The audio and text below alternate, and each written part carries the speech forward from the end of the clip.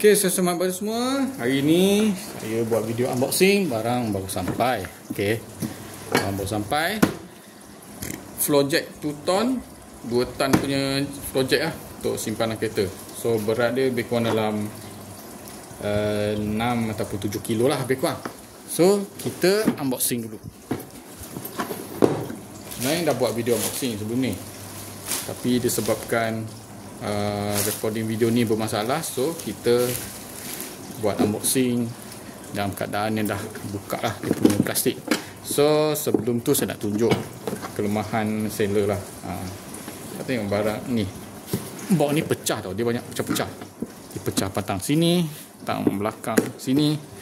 Okay, so kita buka, kita dapat manual dia.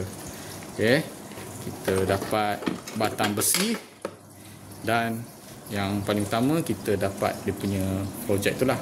So kita test dulu. Okay, kita test dulu.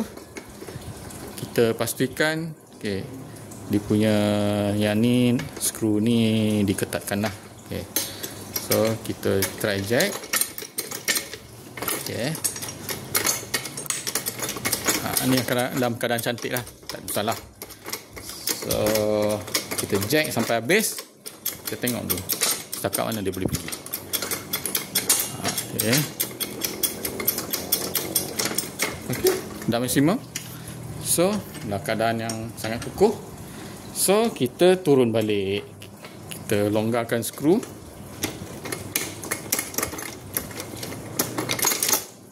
Okay, kita longgarkan skru.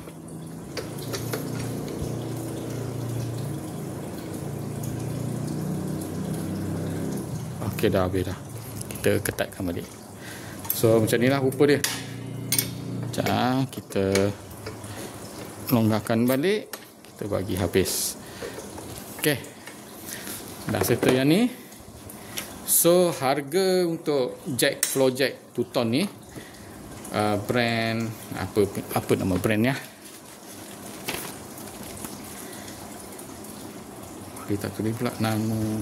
Okay, sekejap. Okay, ni dia, Bush Blazer. Bush Blazers, made in China lah. So harga 2 ton project ni RM69.70. So harga postage dicampur harga postage sekali dalam RM80. So saya beli ni kebetulan pada 11 bulan 11 2025 ni lah.